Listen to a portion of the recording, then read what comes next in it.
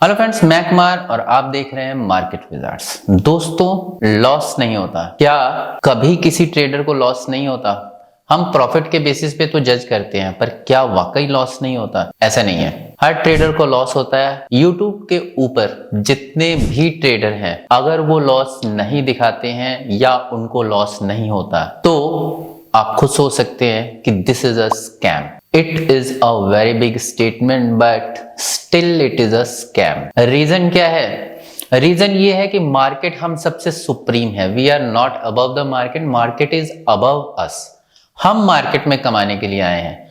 हम ट्रेडिंग कर रहे हैं, हमारे अगेंस्ट भी कोई बंदा ट्रेडिंग कर रहा है। एक्चुअली मैं आपको बताऊं, market is a zero sum game. Zero sum game का मतलब यहां बाहर से पैसा नहीं आता है, जो पैसा होता है वही सर्कुलेट होता है। कैसे?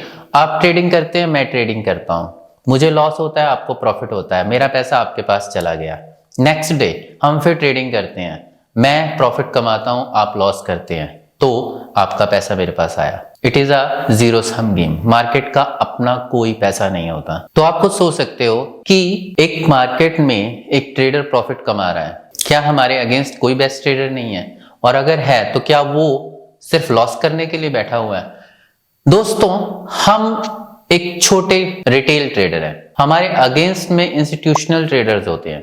वो जो म्यूचुअल फंड्स में पैसा लगा रहे हैं, वो जो बड़े बड़े हेज फंड्स में, वो जो बड़े बड़े जिनका AUM बहुत बड़ा है, जिनका कैपिटल बहुत बड़ा है, लाख, 2 लाख, 50 लाख, 1 करोड़ नहीं, 100 करोड़, 10,000 करोड़, इस रेंज में होता है। आप खुद सोच सकते हो कि मैं 500 की क्वांटिटी 1000, 1500, 2000, 2500, चलो मान लो 50,000, 5,000 की क्वांटिटी में शॉर्ट कर रहा हूं या लॉन्ग कर रहा हूं, तो जिसके पास लाखों का कैपिटल है वो कितने में शॉर्ट करेगा? और अगर क्या वो शॉर्ट करेगा तो मेरा लॉन्ग उसको संभाल पाएगा?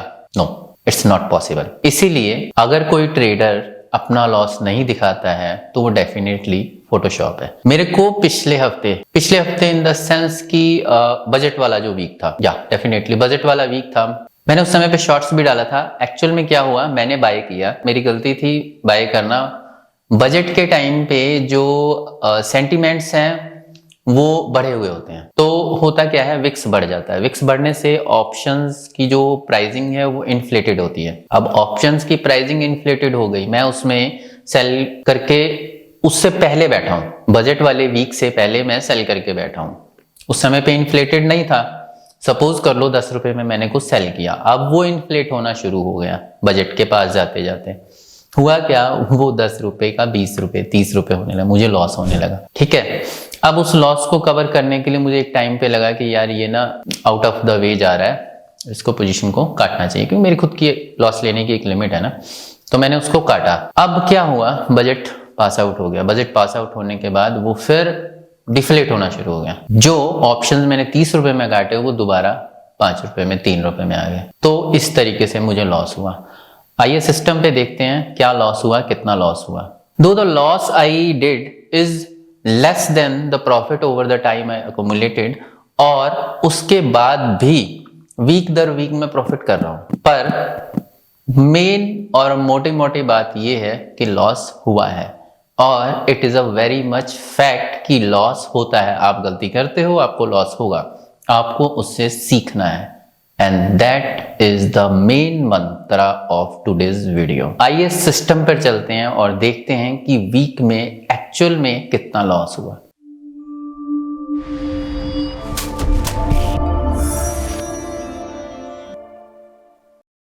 दोस्तों, मैंने बोला था कि लॉस हर ट्रेडर को होता है, मुझे भी हुआ है। तो आइए देखते हैं क्या हुआ, कैसे हुआ। And that is for PNL।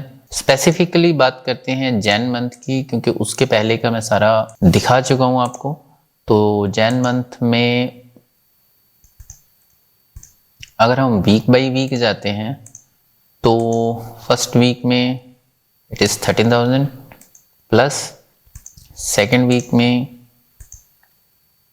It is 14,000, third week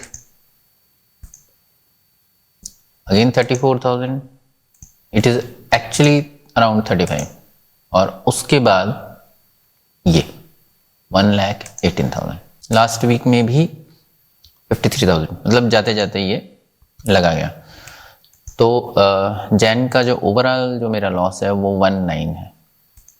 और उसके बाद अगर हम फेब में देखें तो फेब में फर्स्ट वीक का है 16 plus, then 7 plus, then 15 plus. और जो जैन मंथ का लॉस है वो कम होकर हो गया है 69 का। तो ज़्यादा पीछे जाने की हमें ज़रूरत नहीं है, क्योंकि उस पीछे सारा ही तकरीबन मैंने शो किया हुआ है। हम जितना इट इज़ ओवरऑल, अगर हम पिछला लेके चलें तो हम मेरे को अभी तक लॉस सिर्फ 16,200 का है। और अगर हम जुलाई के मंथ से लें, I am still above around about 73,000। Means अगर हम इस वीक का लें और प्रोबेबिलिटी है कि इस मंथ, तो इट इज़ अराउंड 73 आगे। अब देखो वीक कैसा रहता है। ये जो 1 और 2, ये जो 2 लॉस हैं, बाकी सब के अलावा ये 2 लॉस मेरे को ज़्यादा मार के गए। अगर इन 2 लॉस को निकाल दिया जाए तो ओवरऑल प्रॉफिट है। खैर ये चलता रहता है, that is a part and parcel. मेरा अगर 60 डे चैलेंज लें तो वो रह गया है 25,000 का। जो यहाँ पे पहले 1 लाख से ऊपर का प्लस था वो अभी 25 का रह गया। मेरे पास मंथ में डेज हैं, दैट इज़ 1st of 3। इस वीक का ही रह गया है, इस वीक और उसके अगला वीक। तो होप है कि ये वीक भी ठीक ही निकल जाएगा। इतना बड़ा लॉस होने के बाद आप में से कई लोग ये कहेंगे कि trading is not my game, छोड़ देनी चाहिए। मीन्स नॉट पर्टिकुलरली मी। अगर आप मेरी जगह होते तो आप ये कहते कि ट्रेडिंग मेरे बस का नहीं है, मुझे ये छोड़ देना चाहिए। पर रिमेंबर वन थिंग कि जो चाबी जहाँ गुम होती है वहीं मिलती है। आपने जो पैसा मार्केट में गंवाया है आप उसको वहीं से कमा सकते हो। On that note, keep trading, keep earning, keep learning, keep smiling.